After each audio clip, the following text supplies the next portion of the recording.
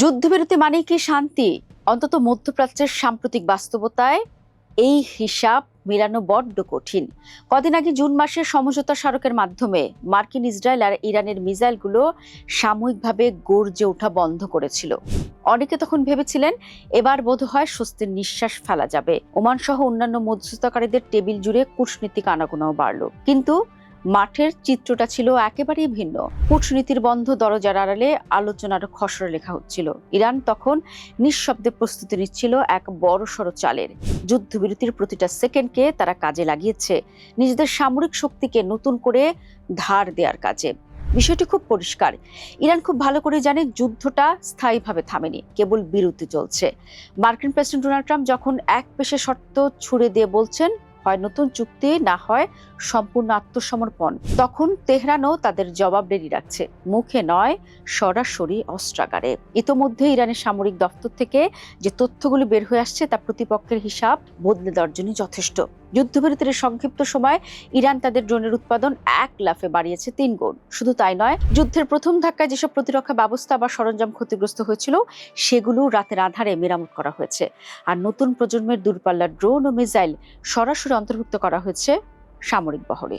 অনেকেরই প্রশ্ন ছিল, হাজার হাজার মার্কিন ও ইসরায়েলি হামলায় কি তবে ইরানের মূল সামরিক শক্তি ধ্বংস হয়ে গেছে?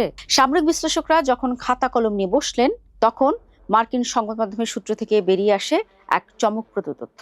জুনের সাময়িক বিরতির আগে ইরান তাদের আসল শক্তির প্রায় 70% ব্যালিস্টিক মিসাইল এবং 40% ড্রোন একদম অক্ষত রাখতে পেরেছিল।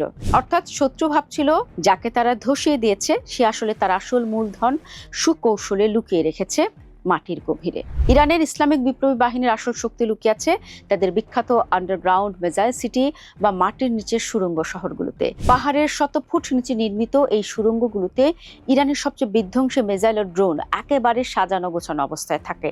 সম্প্রতি সুড়ঙ্গ নেটওয়ার্কের নতুন নতুন অংশকে অপারেশনের মূলধারায় যুক্ত করা হয়েছে। একই সাথে দূরপাল্লার মিসাইলের লক্ষ্যভেদের নির্ভুলতা এবং ওয়ারহেডের ধ্বংস ক্ষমতা বহুলাংশে বাড়ানো হয়েছে। আমেরিকা বা ইসরায়েল যদি মনে করে তারা ইরানের উপর আবার হামলা চালিয়ে পুরো সামরিক অবকাঠামো গুঁড়িয়ে দিবে, তবে সেটা হবে এক মস্ত বড় ভুল। কারণ তেহরান তাদের পুরো সামরিক উৎপাদনের কাঠামোকে এমনভাবে ছড়িয়ে ছিটিয়ে দিয়েছে, শত্রুপক্ষের নজরদারিতে সব আশা প্রায় অসম্ভব।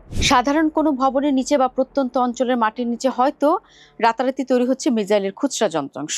ইরানের বিপ্লবী বাহিনীর সাবেক কমান্ডার কানানি মুকাদ্দমের ভাষায়, আমেরিকা যেসব জায়গায় কল্পনাও করতে পারবে না, আমরা সেসব জায়গায় আমাদের অস্ত্রের যন্ত্রাংশ তৈরি করছি। এই বিশাল সামরিক পুনর্গঠনের ফলে আন্তর্জাতিক রাজনীতির গতিপথ বদলে যাচ্ছে। ডোনাল্ড ট্রাম্প বারবার ইরানের বেসামরিক অবকাঠামো বা পেট্রোকেমিক্যাল শিল্পে বড় ধরনের বিমান হামলার হুমকি দিয়েও শেষ মুহূর্তে পিছিয়ে যাচ্ছেন কেন? কারণ তিনি ভালো করেই জানেন তেহরান এখন আগের চেয়ে অনেক বেশি প্রস্তুত ও আক্রমণাত্মক। ইরানের আকাশসীমায় মার্কিন MQ-9, MQ-1 কিংবা আত্মঘাতী লুকাস ড্রোন ভূপাতিত হওয়ার ঘটনা প্রমাণ করে ইরানের আকাশ প্রতিরক্ষা ব্যবস্থা কিছু জায়গায় দুর্বল হলেও তা এখনো অত্যন্ত কার্যকর ও কামড় দিতে সক্ষম। এর সরাসরি প্রভাব পড়ছে বিশ্ব অর্থনীতিতে, বিশেষ করে জ্বালানি সরবরাহের প্রাণকেন্দ্র হরমুজ প্রণালীতে। সমুদ্র সীমার দক্ষিণ বা উত্তর কোনো রুটেই বাণিজ্য জাহাজগুলো এখন নিরাপদে পার হতে পারছে না। লোহিত সাগরে একের পর এক জাহাজে হামলা কিংবা কুয়েতের বিমান ঘাঁটিতে সন্দেহভাজন ড্রোনের উপস্থিতি ইঙ্গিত দিচ্ছে যে এই অসম যুদ্ধ কেবল ইরানের সীমান্তে সীমাবদ্ধ নেই। ইয়েমেন থেকে শুরু করে পুরো অঞ্চলের শিয়া প্রতিরোধ গোষ্ঠীগুলো ইরানের সামরিক শক্তি বৃদ্ধিতে নতুন অক্সিজেন পেয়েছে। ইরান খুব স্পষ্ট বার্তা দিয়ে দিয়েছে, কূটনীতির দরজায় তারা আলোচনার পোশাক পরে বসলেও টেবিলের নিচে তাদের হাত রয়েছে ট্রিগারেই। যদি আলোচনা ব্যর্থ হয় তবে মার্কিন যুক্তরাষ্ট্রকে যে যুদ্ধের মুখোমুখি হতে হবে তা হবে আগের যে কোনো সময়ের চেয়ে অনেক বেশি ব্যয়বহুল এবং মারাত্মক।